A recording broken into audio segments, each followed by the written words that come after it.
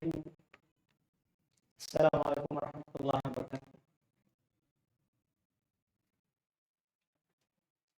Innal hamdalillah nahmaduhu wa nasta'inuhu wa nastaghfiruh wa na'udzu billahi min shururi anfusina wa min sayyiati a'malina. May yahdihillahu fala mudilla lahu wa may yudlil fala hadiya lahu. Asyhadu an la ilaha illallah wahdahu la syarika lahu wa asyhadu anna Muhammadan abduhu wa rasuluh sallallahu alaihi wa ala alihi wa ashabihi wa man tabi'ahum bi ihsan ila yaumiddin, amma ba'd. Kaum muslimin jemaah salat maghrib rahimani wa rahimakumullah.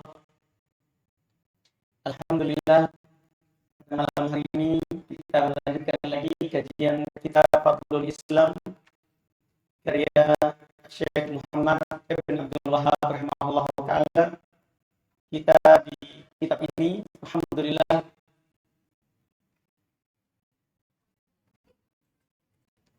sisa beberapa bab penutup. Itu ada 5 bab sisanya alhamdulillah yang akan disebutkan lagi oleh penulis sebagai penutup dari ini. Kita sekarang masuk di bab masih terkait dengan bahaya bid'ah yang terakhir, bahwa dia lebih besar, lebih berbahaya daripada dosa besar yang lain. Kata babu maja'a fi anna Allah ihtajaz taubah an sahibil bid'ah.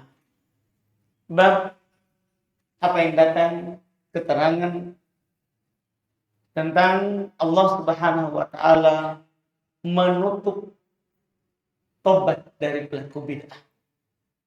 Bab ini sebenarnya adalah bisa dikatakan bagian dari bab sebelumnya, yaitu bahwa bid'ah itu lebih besar daripada dosa besar. Di antara sisi perbedaannya ini bab. Pelaku dosa selain bid'ah, dia sadar kalau itu adalah dosa, sehingga dia tetap terbetik dalam hatinya untuk bertobat. Tapi pelaku bid'ah, karena dia yakin apa yang dilakukan itu adalah benar, dia memandang bahwa amalan itu bagian dari agama, dia meyakini bahwa apa yang dia lakukan adalah kebaikan, sehingga dia tidak berpikir untuk meninggalkan bid'ah.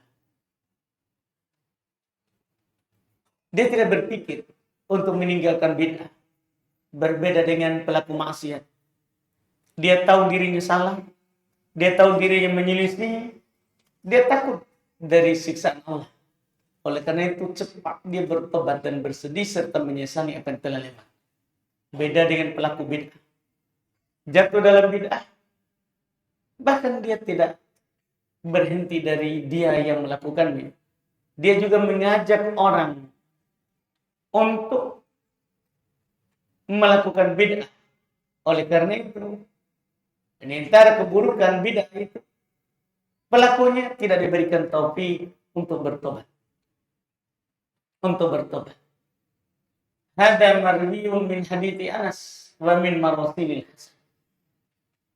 Ini diriwayatkan dari Nabi dari hadits Anas, bahwa Allah menutup tobatnya ahli al-bid'ah. Oleh karena itu di bid'ah Khawarij sebelumnya, yamrukuna minad din kama yamrukus saham minar ramiyah. Mereka keluar dari agama sebagaimana keluarnya anak panah itu dari busurnya. Tidak akan kembali lagi. Tidak akan kembali lagi. Dan ini juga termasuk ucapan dari Al-Hasan Al-Basri rahimahullahu ta'ala. Dan beliau berkata, wa dzakara Ibnu Waddah Ayub, disebutkan oleh Ibnu Waddah dari Ayub, beliau berkata, kana indana rajulun yara ra'yan fatarakah. Dulu di sisi kami, di tempat kami ada seorang laki-laki, dia berpendapat dengan pendapat Khawarij. dia berpemahaman dengan pemahaman Khawarij, fatarokah, kemudian dia meninggalkan. Ini menurut yang mereka lihat. Fa'ataitu Muhammad ibn Sirin, tabi'in, saya datang kepada Muhammad ibn Sirin, fakultu, saya berkata kepadanya, asyarta anna fulanan tarkar, sadarkah engkau bahwa si fulan telah meninggalkan pendapat lamanya, pendapat Khawarij? Qala, tapi kata Ibn Sirin, undur ila madza yatahawwal. Perhatikan dulu, dia berubah ke mana? Karena pelaku bid'ah itu, kalau dia berubah ke bid'ah lagi, bukan ke sunnah. Bukan ke sunnah. Seluruh pelaku bid'ah begitu. Iya, seluruh pelaku bid'ah begitu. Kalau dia berubah, jarang yang berubah ke sunnah. Iya. Betul-betul itu hidayah dari Allah. Kalau dia bisa berubah. Rata-rata makanya Ibn Sirin bilang, perhatikan dulu, lihat. Berubah ke mana dia? Inna akhirul hadits asyaddu min alaihim min awwalihi. Karena akhir hadits terkait dengan perkara bid'ah, perkara Khawarij, itu lebih parah daripada sebelumnya. Kalau kita membuka kembali hadits terkait dengan pelaku bid'ah yang belum sebutkan yang di kitab di bab sebelumnya, iya, bahwa asal dari mereka zikir berjamaah, asal dari mereka protes terhadap pembagian Nabi Shallallahu Alaihi Wasallam. Makanya kata Nabi Shallallahu Alaihi Wasallam, yakhruju min hada, akan keluar nanti dari benih ini, pemikiran dia ini, qaumun tahkiruna salatahum ila salatik, sekelompok orang kalian akan menghinakan salat kalian dibandingkan dengan salat mereka. Wa ibadatakum ila ibadatihim, kalian akan menyepelekan, merendahkan ibadah kalian dibandingkan ibadah mereka. Cuman yamrukuna minad-din kama yamrukus sahmu minar ramiyah. Mereka keluar dari agama Allah sebagaimana keluarnya busur dari anak panahnya. Makanya kata Ibnu Sirin, yamrukuna minal Islam. Mereka itu akan keluar dari Islam. Tsumma la ya'uduna ilaihi, kemudian mereka tidak akan kembali lagi. Jadi kalau mereka sudah melakukan bid'ah, biasanya kepada yang lebih. Kita lihat saja, ada orang melakukan bid'ah maulid. Karena bid'ah maulid, setelah itu lakukan bid'ah sembah kubur Nabi. Begitu. Bukan hanya Nabi, dia sembah kubur kiainya, orang solehnya. Kan begitu. Dari kecil menjadi besar. Pelaku bid'ah kalau berubah, maka akan berubah ke yang lebih besar daripada yang dia sedang berada di dalamnya. Karena mereka tidak akan kembali lagi kepada sunnah. Wasu ila Ahmad ibn Hanbal an makna dzalik. Imam Ahmad ditanya apa artinya itu. Yamrukuna minad-din, mereka keluar dari agama, tsumma la ya'uduna ilaihi, kemudian mereka tidak akan kembali lagi kepadanya. Imam Ahmad ditanya, apa kata Imam Ahmad? Faqala la yuwaffaqu lit-taubah. Tidak diberi taufik untuk bertobat. Ini bahayanya bid'ah. Tidak diberi taufik untuk bertobat. Maka yang kita dakwah orang awam itu lebih sederhana daripada berdakwah kepada pelaku bid'ah. Mau kita ajak bagaimanapun, ada saja alasannya. Mau kita bagaimanapun. Iya. Makanya nggak usah capek-capek berdebat dengan pelaku bid'ah, apakah di dunia nyata atau di dunia maya. Mereka la yuwaffaqu lit-taubah. Mereka tidak diberi taufik untuk bertobat. Kita hanya menyampaikan saja, tidak usah berdebat. Menyampaikan saja min bab iqamatil hujjah, dalam bab menegakkan hujjah. Adapun mau mendebati, tidak usah. Itu tidak diperlukan. Kita fokus saja kepada orang awam yang memang mereka dasarnya adalah karena bodoh, belum paham, sehingga mereka tidak melakukan yang sunnah. Kadang mereka meninggalkan yang wajib karena kebodohan. Karena kebodohan. Adapun ahli bid'ah, apalagi sudah dai dalam bid'ah yang tahu kebenaran kemudian mengajak orang yang menyelisihinya, ya, untuk menyelisih kebenaran, itu susah diangkat. Iya. Orang-orang Asy'ari sudah jelas-jelas mereka salah menolak sebagian nama dan sifat Allah karena menurut mereka mensucikan Allah. Dijelaskan kalau itu menolak Quran, menolak hadis, susah mereka terima. Susah mereka menerima karena mereka memang menurut mereka lah orang yang pertengahan antara ahli sunnah wal jamaah dengan al-mu'tazilah.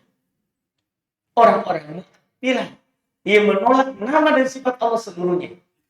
Kan gini, al-Mu'attilah dari kalangan Jahmiyah dan semisalnya, mereka tidak menerima sifat Allah sedikit. Apakah yang datang dari Quran ataupun dalam hadis? Karena menurut mereka, ini sekadar contoh, menurut mereka, kalau kita menetapkan nama dan sifat Allah, maka akan sama dengan makhluk. Kalau kita katakan Allah punya mata, Allah punya wajah, Allah punya tangan, Allah punya kaki, mereka bilang sama dengan makhluk. Allah tidak sama dengan makhluk. Kita sucikan. Kita bersihkan Allah dari kesamaan terhadap makhluk. Sehingga kalau kita ada ini Quran, enggak sama sucikan Allah dari sini. Sudah ada pemikiran begitunya. Susah kita mengajaknya. Iya. Ahli sunnah wal jamaah menetapkan seluruh yang Allah tetapkan untuk dirinya. Dan semua yang Nabi SAW tetapkan untuk Allah. Tanpa menyerupakan. Kita tetapkan tanpa menyerupakan. Dengan makhluk. Karena sifat dan nama Allah sesuai dengan keagungan dan kemuliaan Allah tidak serupa dengan makhluk. Tidak serupa dengan makhluk. Karena Allah Subhanahu wa taala telah berfirman, "Laisa kamitslihi syai'un wa huwas samiul basir." Tidak ada sesuatu apapun yang serupa dengannya. Tapi dia Allah As-Sami, punya pendengaran. Al-Basir, punya penglihatan. Artinya Allah punya pendengaran, punya penglihatan. Tidak sama dengan makhluk. Kan Allah sendiri di satu ayat. Dan juga Allah Subhanahu wa taala berfirman di ayat yang kita sudah hafal semua, lam yakun lahu kufuwan ahad. Tidak ada sesuatu apapun yang serupa dengan Allah. Artinya kita tetapkan tidak sama dengan makhluk. Tidak sama dengan makhluk. Karena juga secara akal antara makhluk dengan makhluk tidak sama. Jangan antara yang berbeda. Jangan bandingkan antara gajah dan semut dengan kita. Masing-masing punya tangan, tapi berbeda. Walillahil matsalul a'la, hanya milik Allah perumpamaan yang tinggi tentunya. Antara kita makhluk, gajah, semut, manusia. Sama-sama punya tangan, tapi tidak sama. Jangan lebih jauh, itu terlalu jauh. Kita. Sesama manusia. Sesama manusia. Masing-masing kita punya tangan. Tapi tidak semua tangan kita sama. Ini antara makhluk. Ada perbedaan. Satu ras dari satu keturunan. Ada perbedaan. Ya, masa kita mau menyatakan Allah sama dengan kita? Dan kita itu bisa katakan sama dengan kita kalau kita pernah melihatnya. Kita kan bisa bilang sama kalau kita pernah melihat sesuatu itu atau pernah melihat yang semisalnya. Ini bantahan karena orang-orang Jahmiyah pakai akal. Dari kalangan filsafat juga Jahmiyah. Orang filsafat juga pakai akal. Iya, pakai akal mereka. Kita bisa bilang sama. Itu kalau kita pernah melihat. Kita bertanya, kamu pernah melihat Allah? Sehingga kamu mengatakan bahwa kalau Allah punya tangan, Allah sendiri yang bilang, bal yadahu mabsuutatan. Bahkan kedua tangan Allah terhampa. Juga Nabi bersabda, innallaha yabsutu yadahu bil-lail. Allah selalu membuka tangannya pada malam hari. Nabi bilang, Allah sendiri bilang dia punya tangan. Nabi sendiri mengatakan bahwa dia punya tangan. Tiba-tiba kita datang. Bukan. Allah tidak punya tangan. Karena kalau kita tetapkan, itu ayat kalau kita terima, itu hadis kalau kita terima, maka Allah akan sama dengan makhluk. Kita katakan, kamu bilang sama. Pernah melihat nggak? Karena kita akan bilang mirip kalau pernah melihat. Kita pernah melihat Allah. Iya. Nabi Musa saja meminta untuk melihat Allah. Tidak bisa. Belum pingsan. Kita apa lagi? Belum pernah kita melihat Allah. Sekarang, kalau kamu tidak melihatnya, apakah kamu pernah melihat yang sama dengannya? Kalau dia bilang pernah, Allah telah katakan, laisa kamitslihi syai'. Tidak ada sesuatu apapun yang sama dengan Allah. Dari mana kamu lihat yang sama?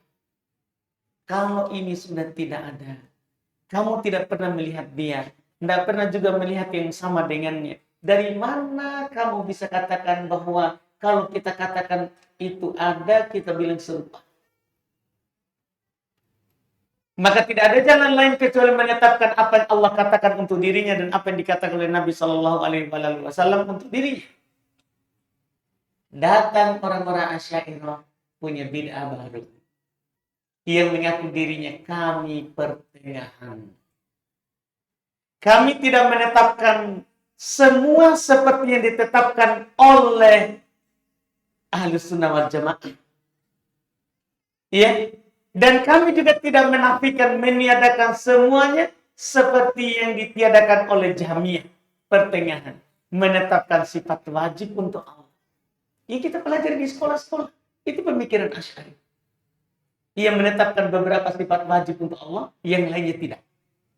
Yang lainnya tidak. Ini lebih buruk. Bahkan lebih buruk daripada Jahmiyah yang menetapkan, yang menolak semuanya. Daripada ini kan, ini penakut, ini bertentangan. Ayat yang kamu tolak untuk menetapkan itu sama ayatnya yang kamu terima. Ini orang bimbang bukan pertengahan. Ini orang bimbang bukan pertengahan. Inti poinnya adalah kalau kita berdebat dengan orang Asy'ari, susah kita angkat itu pemikiran. Iya, susah kita angkat. Kalau kamu bilang gini, bahkan kita bilang Allah itu di atas. Dia akan bilang, kalau kamu tetapkan Allah itu di atas, berarti Allah punya arah. Tidak harus begitu. Allah sendiri bilang dia di atas. Ya kita cukup bilang Allah di atas. Kan apa susahnya begitu? Siapa yang tahu tentang Allah? Kan diri Allah, bukan kita. Iya. Siapa yang tahu tentang Allah? Kan nabinya, bukan kita. Ya kita terima saja apa yang datang dari Allah, apa yang datang dari Nabi. Daripada kita pergi berpendapat, seperti sana ada orang bilang, Allah tidak di atas, Allah tidak di bawah, Allah tidak di kiri, tidak di kanan. Ini pusing. Iya. Sudah jelas ada Quran. Allah bilang dia di atas. Wahul qahir fawqa ibadi. Allah itu di atas seluruh hambanya. Sabbihisma rabbikal a'la. Maha suci nama Rabbmu al-a'la. Kita sudah baca semua. Yang maha tinggi. Ya kan? Ayat di Quran sangat banyak. Apalagi hadis yang menunjukkan Allah itu di atas. Tapi begitulah. Kalau kita debati mereka, tidak ada habisnya. Orang begitu. Inilah yang menjadi poin bahwa Imam Ahmad berkata ahli bid'ah la yuwaffaqu lit-taubah. Ahli bid'ah itu susahnya tidak diberikan taufik untuk bertobat. Biar kita mau apa? Iya, makanya kita ini hanya bisa mendoakan. Kalau ada yang ahli bid'ah, kita sudah tetap sampaikan dalil, dia terima atau tidak, dia tidak terima, doakan saja. Hadakallah. Semoga Allah memberimu hidayah. Semoga Allah memberimu hidayah. Itu saja bisa dilakukan. Iya, karena hanya Allah lah yang bisa mengangkat pelaku bid'ah itu dari bid'ahnya. Hanya Allah. Iya, yang bisa mengangkat pelaku bid'ah itu dari bid'ahnya. Maka kita sebagai orang yang mengajak orang kepada yang benar, fokuslah kepada orang yang ikut-ikutan saja. Tidak usah kita pergi debat orang yang sudah da'i dalam bid'ah. Orang yang sudah da'i dalam bid'ah. Lebih baik fokus ke teman-teman kita yang bukan da'i, hanya sekedar ikut, hanya sekedar semangat.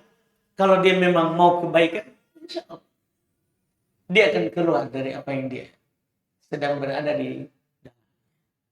Nah, ini selesai pembahasan terkait dengan bid'ah. Kemudian setelah itu belum kembali lagi fokus terkait dengan pembahasan tauhid utamanya Islam.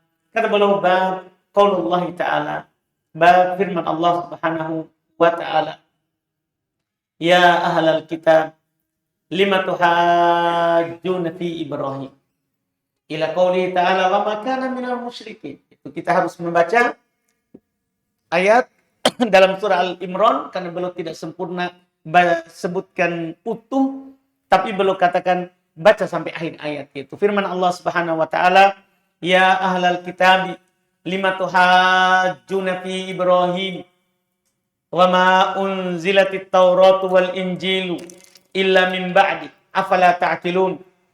Firman Allah ini ayat 65.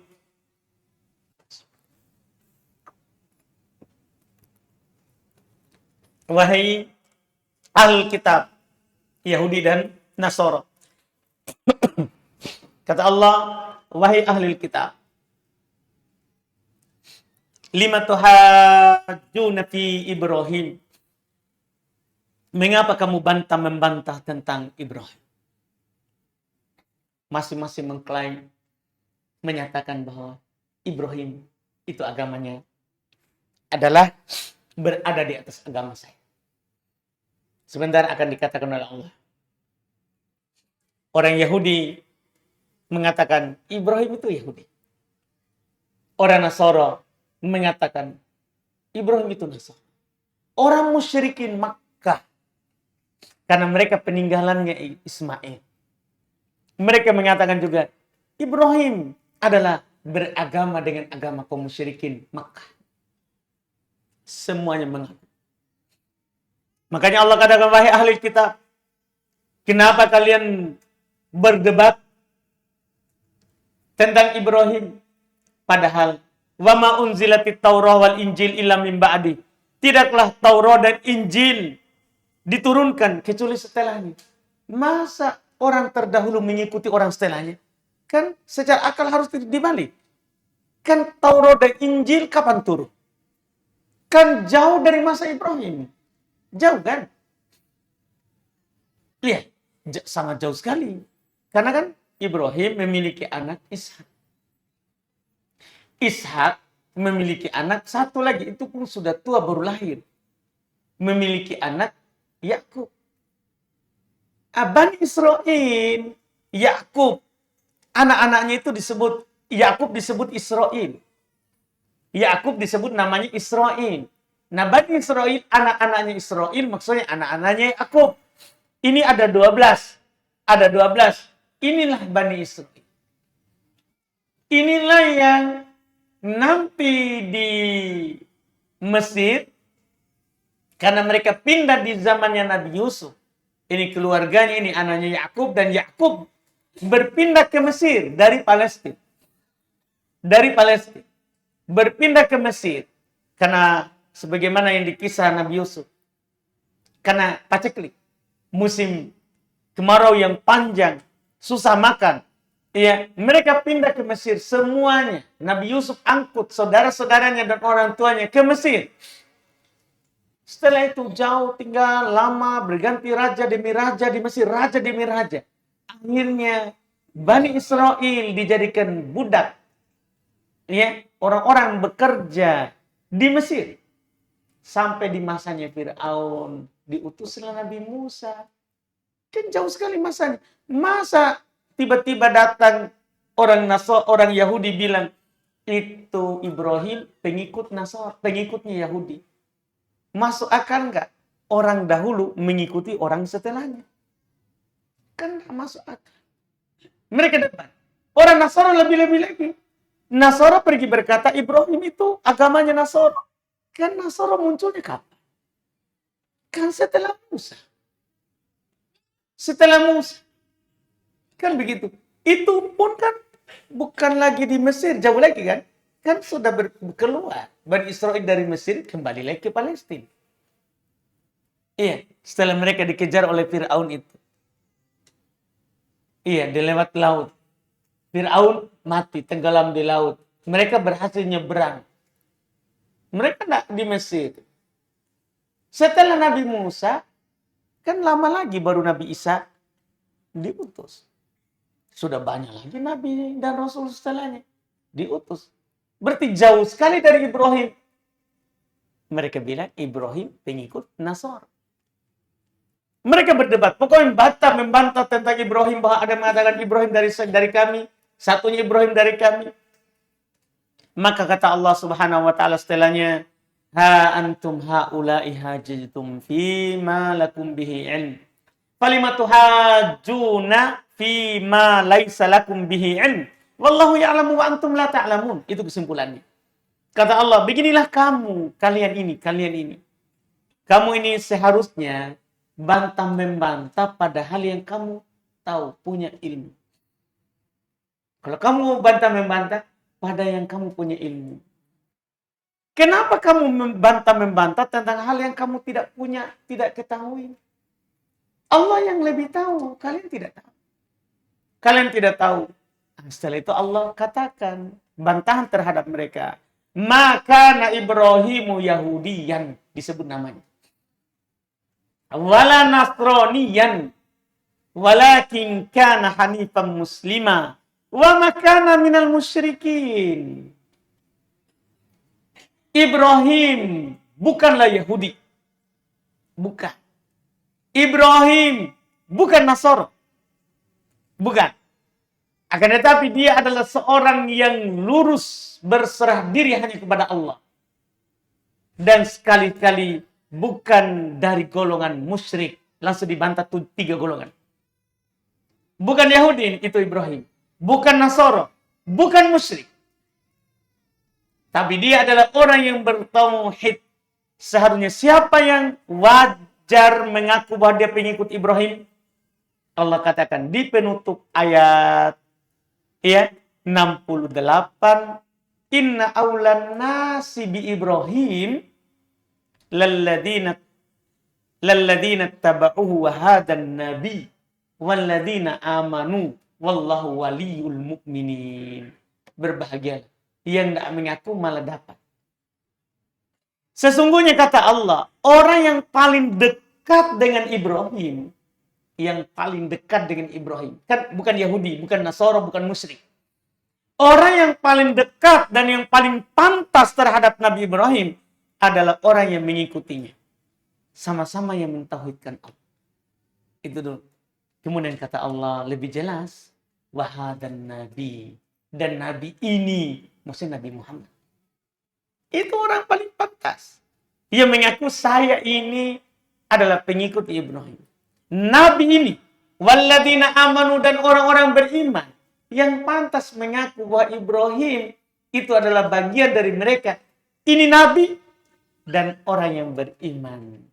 Kalau kita semua bertauhid, kita wajar mengaku bahwa saya ini pengikutnya Ibrahim. Wallahu waliyul mu'minin. Dan Allah Subhanahu wa taala adalah walinya orang-orang yang beriman. Orang-orang yang beriman. Artinya orang-orang yang bertauhid. Orang-orang yang bertauhid. Wali mereka adalah Allah dan mereka lah yang dikatakan pengikut dari Ibrahim. Bukan seperti yang diakui oleh orang-orang Yahudi, orang Nasara. Oleh karena itu kata Allah, wa qauluhu ta'ala wa may yarghabu an millati Ibrahim illa man safiha nafsah wa laqad istafainahu fid dunya wa innahu fil akhirati laminas sholihin. Siapa yang benci agama Ibrahim, agama tauhid, tidak ada yang membenci agama Ibrahim, agama tauhid, kecuali orang yang membodohi dirinya sendiri. Hanya orang bodoh yang membenci tauhid. Walaqad istafainahu fid dunya. Sungguh kami telah memilihnya di dunia. Wa innahu fil akhirati laminas sholihin. Sungguh nanti dia di akhirat termasuk orang soleh. Wa fihi hadithul qawarid wa qad taqaddam. Dan di dalamnya ada hadits tentang qawarid dan itu telah lewat. Iya. Kemudian berikutnya ada hadits lagi, beberapa hadits yang belum bawakan ini kita ambil lagi di pertemuan kita yang akan datang insyaallah. Kita cukupkan dulu. Kalau ada pertanyaan,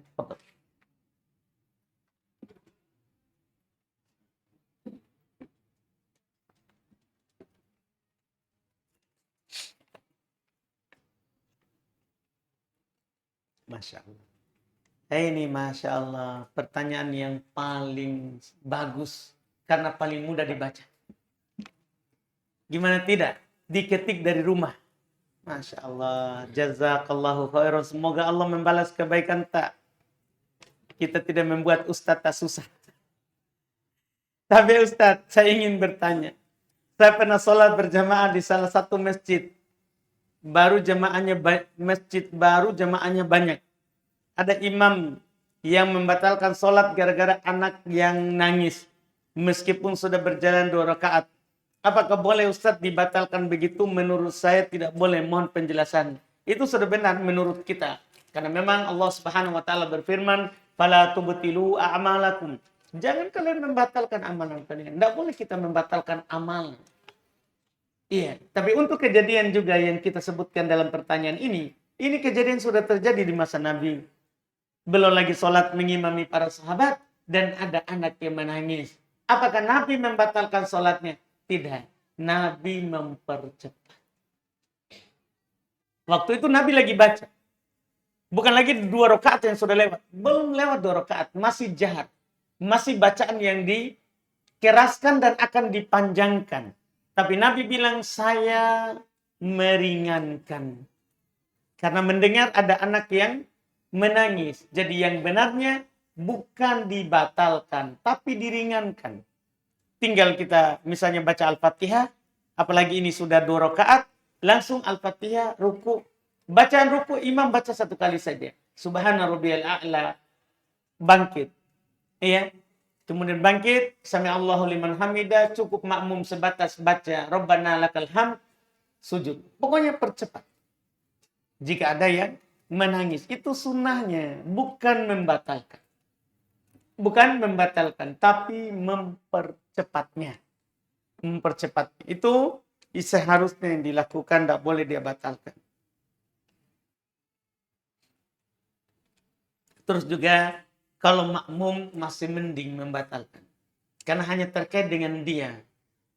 Terkait dengan dia. Itu yang punya anak, memang kalau anaknya membahayakan, kalau tidak dia ambil, itu namanya darurat.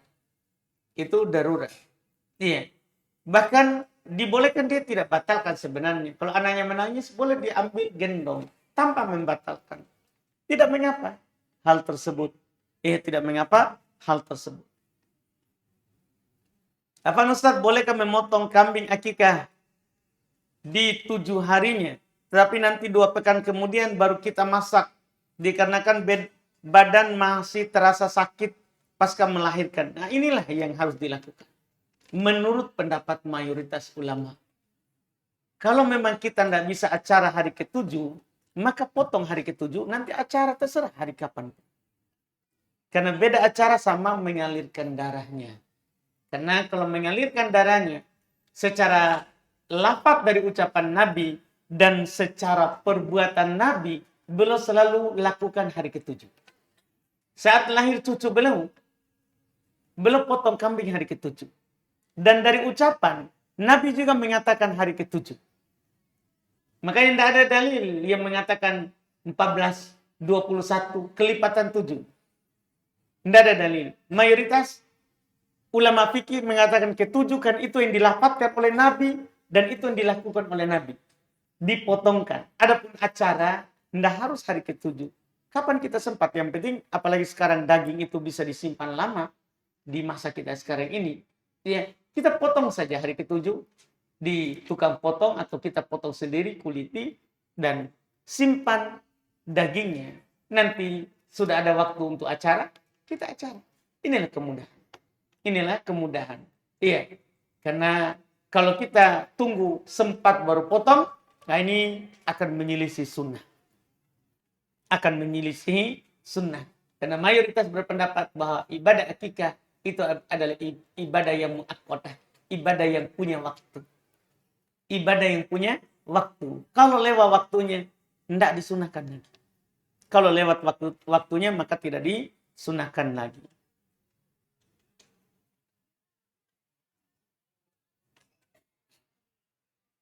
Apakah nama agama Nabi Ibrahim? Karena ada golongan millah Abraham. ya hanya mengikuti Al-Quran saja, tapi tidak mengikuti hadis. Karena Nabi SAW, karena Nabi Muhammad saja diperintahkan mengikuti Nabi Ibrahim. Tolong penjelasan Ustadz, karena ada keluarga yang masuk dalam golongan ini. Masya Allah. Ya, wallahu alam. Ya, jelas disebutkan di Quran bahwa Nabi Ibrahim adalah hanifan muslimah. Beliau muslim, agamanya Islam. Agamanya Islam. Hanifan muslimah. Agama belum Islam.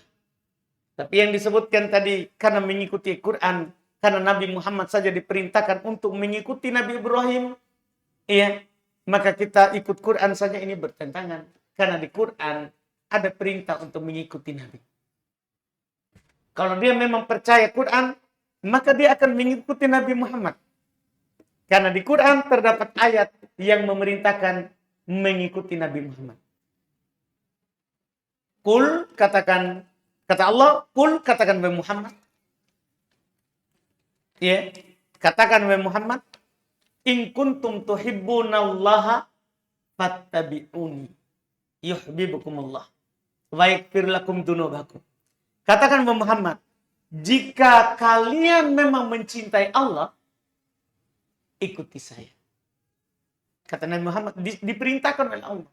Jika memang kalian mengaku agama Ibrahim, dan Ibrahim itu bertauhid kepada Allah, itu harus kalian ikuti. Dan memang kalau begitu, maka ikuti Nabi Muhammad. Ikuti Nabi Muhammad. Kalau memang seperti itu pengakuannya. Tapi sebiasanya Al-Quraniyun tidak seperti itu.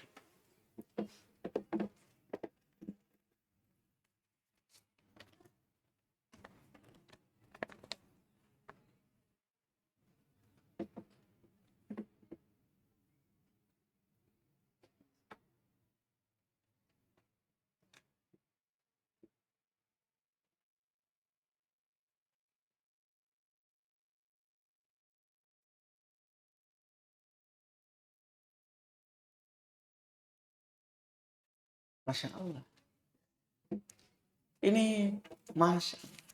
Pertanyaannya panjang-panjang kalau ahwat ya. Takut-takut saya baca. Jangan sampai curhat tapi. Coba sebentar lihat. Kita lihat dulu yang pendek. Yang pendek. Apa Ustadz izin bertanya? Saya berpisah sama suami saya. Terus anak saya diambil sama bapaknya. Itu anak saya perempuan berumur 4 tahun. Terus saya sudah menikah. Pertanyaan saya, apakah anak saya tanggung jawabnya bapaknya sepenuhnya? Iya. Anak itu tanggung jawabnya bapaknya sepenuhnya. Bahkan saat anak kita itu adalah lagi kita susui, kita wajib digaji. Karena air susu kita itu. Oleh bapaknya. Oleh bapaknya. Tanggung jawab sepenuhnya terkait dengan anak kita adalah bapak. Adalah bapaknya. Wallahu a'lam. Apabila seorang wanita dalam kurung gadis menikah, tapi sudah tidak punya bapak, saudara laki-laki, dan om dari ibu dan bapak sudah meninggal, siapakah yang menggantikan menjadi wali nikahnya? Wali hakim. Kalau sudah tidak ada semuanya, tidak ada bapak, tidak ada om dari ibu dan bapak, tidak ada lagi kakek, tidak ada sama sekali, maka menjadi walinya adalah wali hakim. Iya, datang ke Pak Imam, nanti dia akan bersurat ke pengadilan. Nanti dia akan bersurat ke pengadilan. Dari pengadilan nanti akan keluar surat 3 hari atau beberapa hari kerja, 3 hari kayaknya itu paling cepat. Ya, nanti dari pengadilan akan keluar surat, tapi kita nanti dulu dipanggil. Ya, akan keluar surat untuk menunjuk itu Pak Imam untuk menikahinya. Dengannya nanti, dengan itulah keluar surat nikah. Dengan itulah nanti keluar surat nikah. Wallahualam. Ini kan sama dengan modelnya.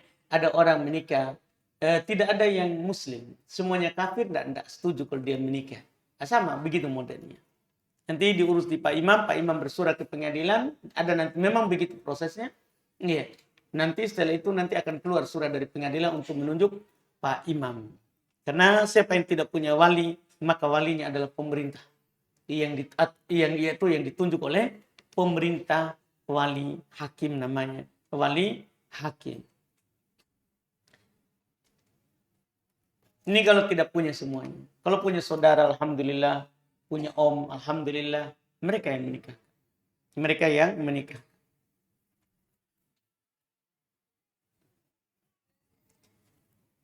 Ini pertanyaan berikutnya. Afwan Ustadz, mohon nasihatnya. Saya tidak pernah dinafkahi oleh suami saya. Dan kalau saya menuntut untuk dinafkahi, suami saya marah. Kadang kalau saya minta uang, dia selalu bilang, saya kira ada di uang gajinu. Oh, orang Makassar berarti. Itu mau pakai. Kau fokus kak, saya dengan cicilanku. Jadi kadang saya menjawab, masa cicilan tak dipikir, tanpa dipikir kewajiban tak apa, tapi justru saya dibilang melawan sama dia. Saya makan dari hasil kerja. Bahkan saya juga yang kadang belanjakan suami. Saya kerja untuk ringankan bebannya sebagai suami.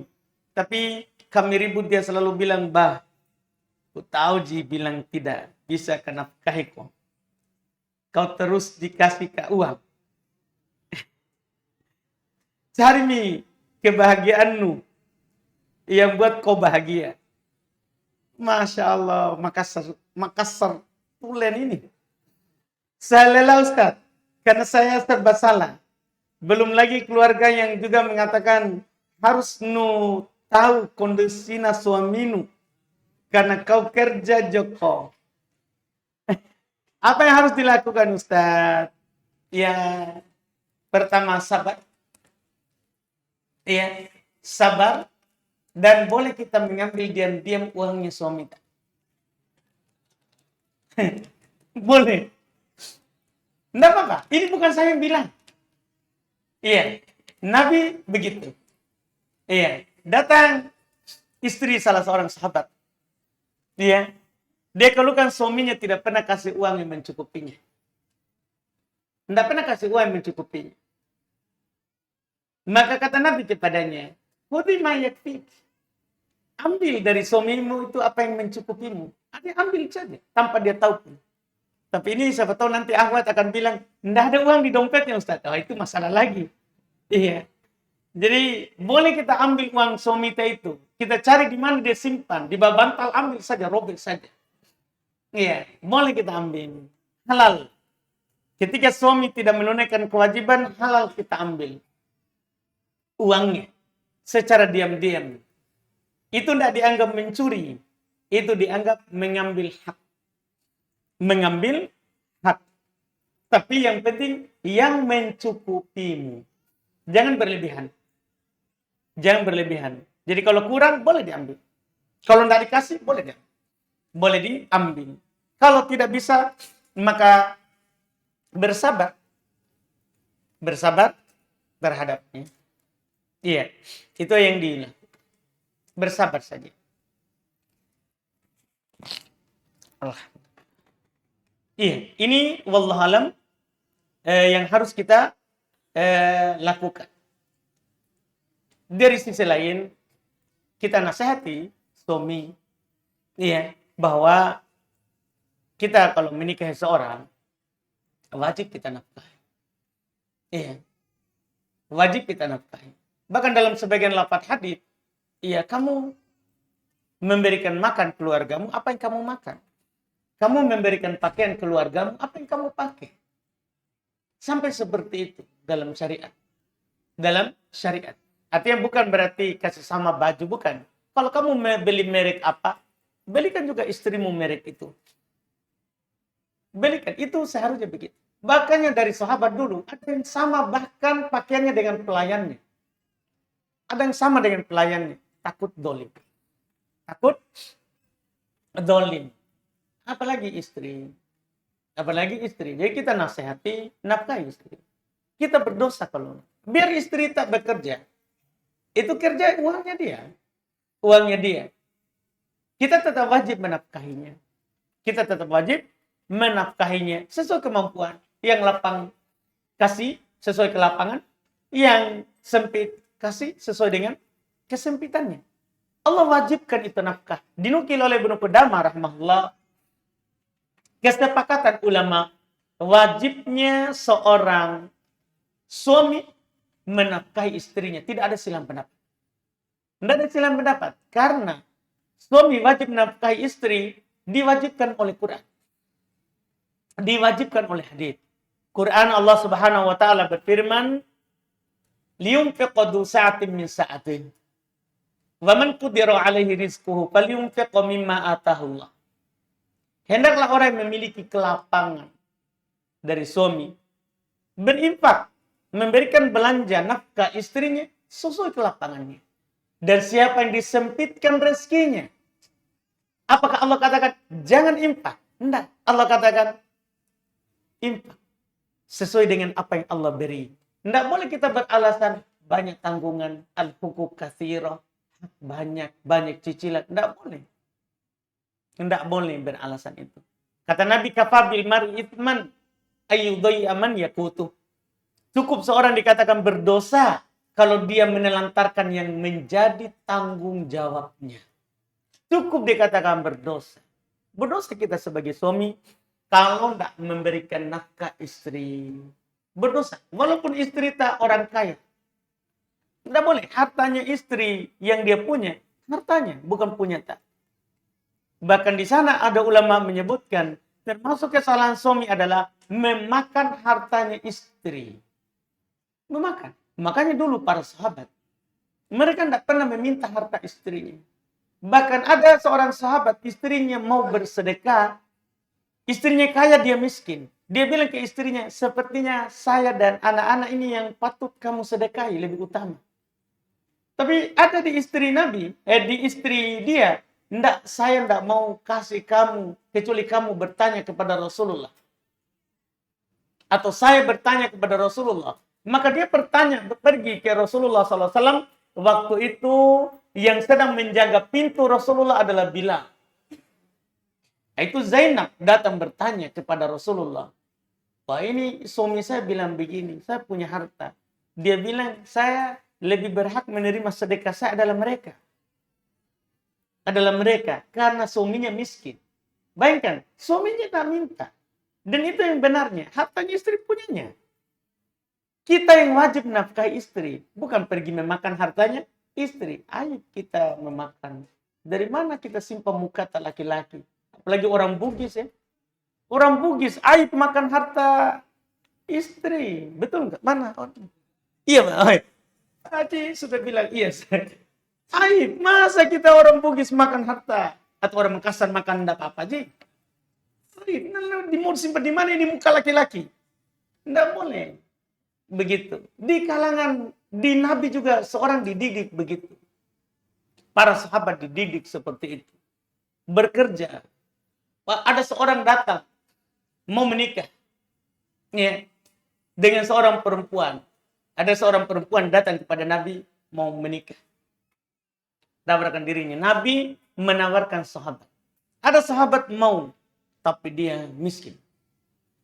Tidak punya apa-apa. Dia bilang kepada Nabi, kamu punya sesuatu yang dijadikan mahar. Saya Rasulullah hanya punya ini sarung. Kalau saya jadikan mahar,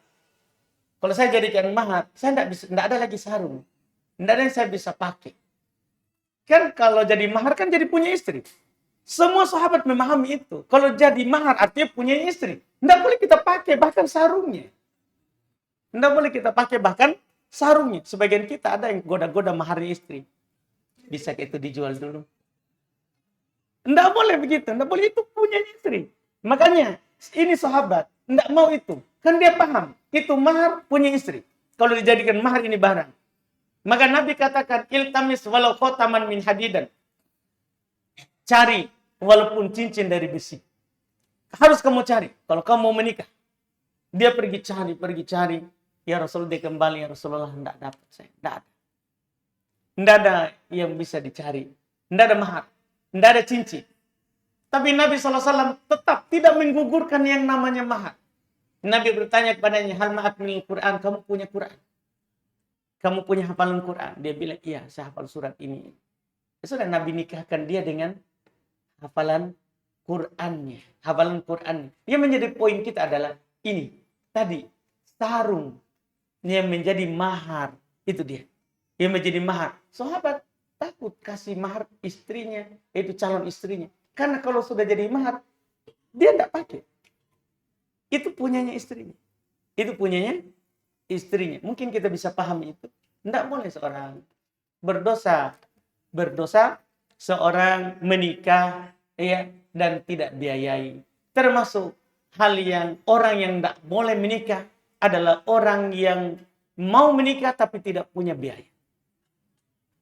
Tidak boleh menikah. Karena hukum menikah itu bisa sunnah, bisa wajib, bisa haram, bisa makruh.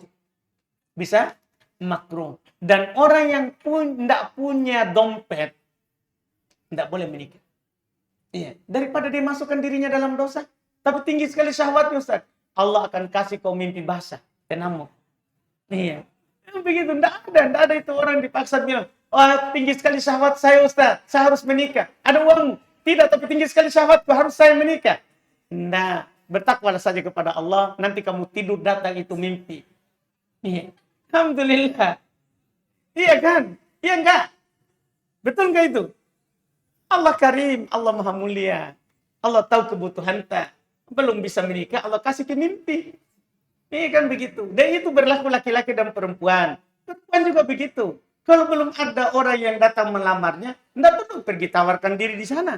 Kalau memang kita butuh syahwat sudah tinggi sekali, mau sekali menikah, Allah kasih ke mimpi basah. Perempuan juga. Iya, memangnya aku tidak mimpi basah. Mimpi basah tuh mereka itu. Iya. Itu memang terjadi.